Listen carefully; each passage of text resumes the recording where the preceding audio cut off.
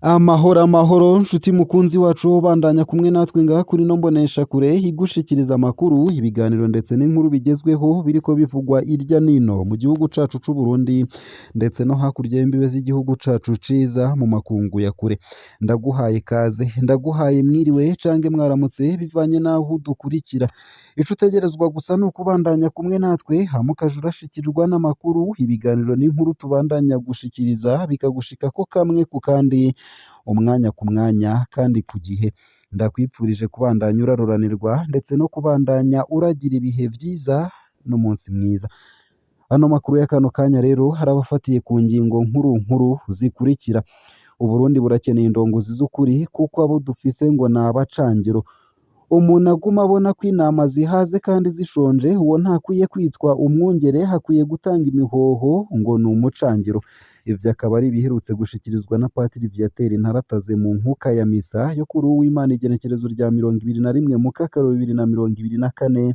hakaba hari mu gihe muri Ekereziya Katolika bari baramutse bazirikana ijambo ry'Imana ry'umugani Yezu yaciye akoresheje amajambo y'umwungere mwiza intama ziguma zanitse amenyo zitondeye iki na kiriya zitari bukibone indongozi yazo nayo ikaguma igira iti ni vyiza intama ngo nuko zitaryana ngo nayo ubundi zoriye amenyo indongozi yazo hiteye ityo umwungere aguma asasira ngo intama zirahiriwe kuko we abona ko atacabuze uwo si umwungere mwiza yitwararika intama ziwe mu magorwa no mu mahirwe akabona ko zinezerewe bakayaga vyinshi kuri iyo nkuru ni mukanye mu buryo bw'idonido ntuje kure nayo mu yandi makuru kandi abarundi babujijwe kuja kugura ibitoro muri Tanzania aho ni abarundi bo mu ntara ya Makamba kuva mu ntango z'ukwezi kwa Mukakaro abarundi bahora baja kugura ibitoro ku masitasiyo yo muri Tanzania ntibacakirwa indongozi za Tanzania zivuga ko ibitoro zifise hari ivy'abatanzania impande y'amasitasiyo yegereye urubibe rw'u Burundi na Tanzania abatanzania bagurisha ibitoro mu mabido ku barundi kandi ku mugaragaro kandi ku giciro kirekire cane iritiro ya essence higurwa ibihumbi 4 y'amashiringi mu gihe ku ipombo higurwa amashiringi 3580 iritiro y'amazutu higurwa ibihumbi 4 y'amashiringi mu gihe kuri sitasiyo igiciro ari amashiringi 3400 kubw'abanyagihugu twasanze ku rubibe rw'u Burundi na Tanzania vyinshi navyo kuri iyo nkuru ni mukanye mu buryo bw'idonido ntuje kure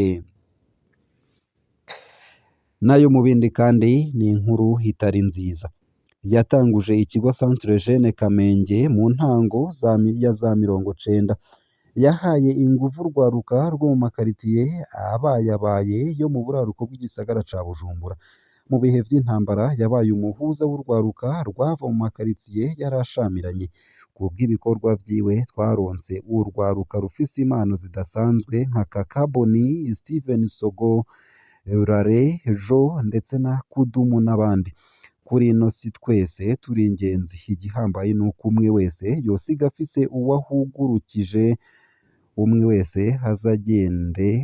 wese aze agenda afise ico yamaze kigirira akamaro abandi Claudio Marano yaraye yitavye Imana mu Butaliyano ku myaka 74 ivyo yakoze mu Burundi bifise agaciro kanini cane tumwipfurije uburuhukiro bwiza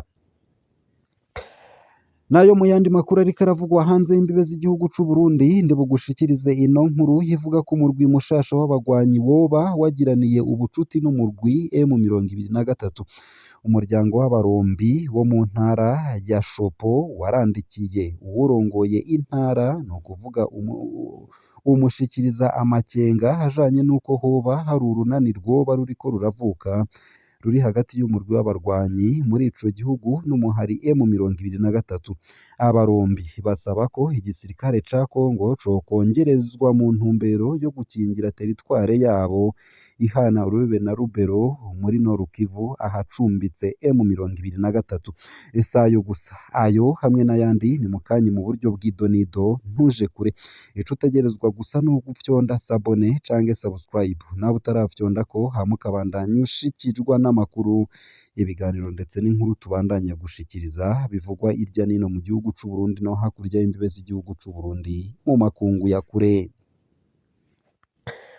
Ano makuru ku buryo burambuye nunyemerere nyatangurire kuri no nkuru ivuga ko Burundi bukeneye indongozi z'ukuri kuko abo dufise ngo nabacangiro. Umuntu aguma abona ko intama zihaze kandi zishonje, uwo ntakwiye kwitwa umwungeri, akwiye gutanga imihoho ngo ni umucangiro.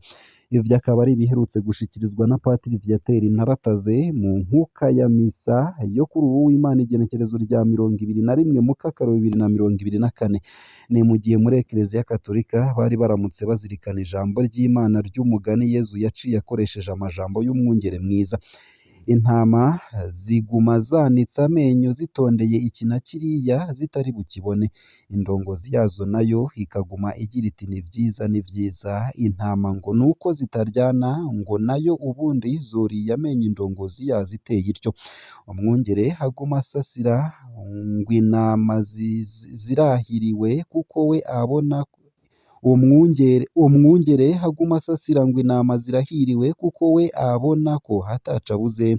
Uwo si umwungere mwiza. Umwungere mwiza yitwararika intama ziwe mu magorwa no mu mahirwe, akabona ko zinezerewe bakayaga.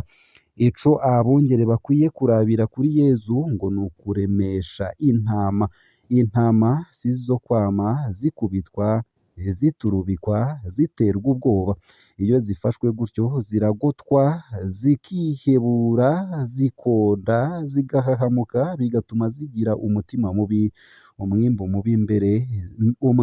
mubi mbere zimwe ngo zigata zikomoka, izindi zigahwera. Ubwa Patiri Viateur, abana b'Imana bakwiye kutaremeshwa gusa mu majambo, bakwiye no kuremeshwa mu bikorwa biboneka. Abatuma intama zigorwa impera n'imperuka, umukama azobahongora amenyo. Bamwe n'abandi mu Barundi bakaba babona ko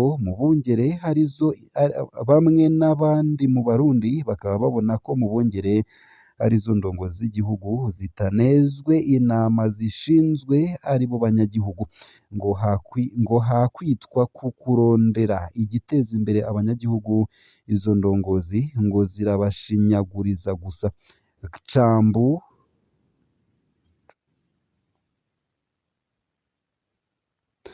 Icambu ca Patiri, indongozi nk'izo ngo zikwiye gutanga imihoho, bitabaye ivyo navyo abanyagihugu ubwabo bakava hasi bakazisezerera.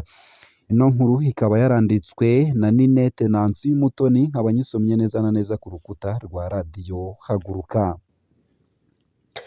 Nayo mu yandi makuru kandi, Abarundi babujijwe kuja kugura ibitoro muri Tanzania. Kuva mu ntango z'ukwezi kwa Mukakaro, Abarundi bahora baja kugura ibitoro ku masitasiyo yo muri Tanzania ntibacakirwa.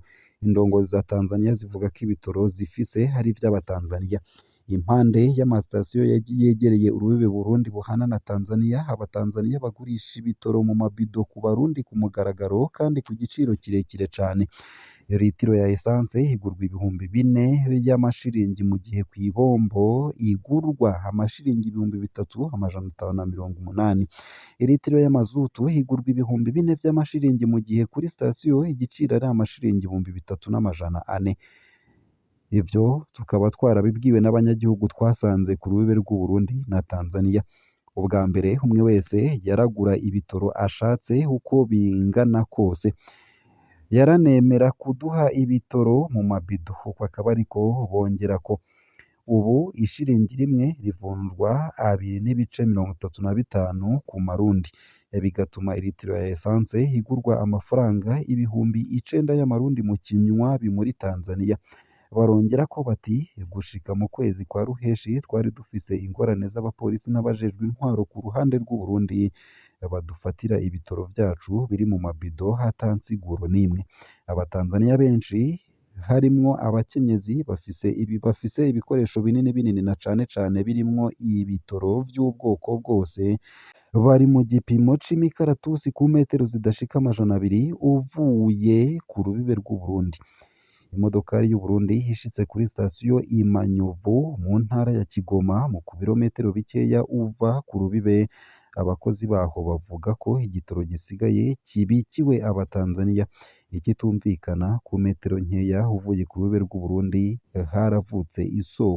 haravutse isoko yo mu Kinywabi, naho woshaka amaritiro 1000 barayaguha. Uko akaba ariko Abarundi bagaragaza umubabaro, bibaza ko abo bakozi b'amasitasiyo boba bumvikanye n'abadandaza kw'isoko yo mu Kinywabi imbere y'uko banatangura urudandazwa. Abanyonga amamodokari bavuga kandi ko bakubagurwa ku ruhande rwa Tanzaniya co kimwe n'Uburundi. Bamwe mu bapolisi barafata ibitoro biri mu mabido canke bagasaba ibiturire kugira ngo babareke barengane. Intara zinywa ibitoro ku butaka bwa Tanzaniya ni Makamba, Rutana, Rumonge, Bujumbura mu bumanuko bushira uburengero ndetse no mu bumanuko bushira ubuseruko bw'Uburundi. Ngaha akaba ariho nsoreje ano makuru nari naguteguriye, ariko avugwa irya nino mu gihugu c'Uburundi no hakurya y'imbibe z'igihugu c'Uburundi mu makungu ya kure. Ico utegerezwa gusa ni ugufyonda sabone canke subscribe, nawe utarafyonda ko hama ukabandanya ushikirwa n'amakuru, ibiganiro ndetse n'inkuru tubandanya gushikiriza. Ndakwipfurije kubandanya uraruranirwa ndetse no kubandanya uragira ibihe vyiza n'umunsi mwiza.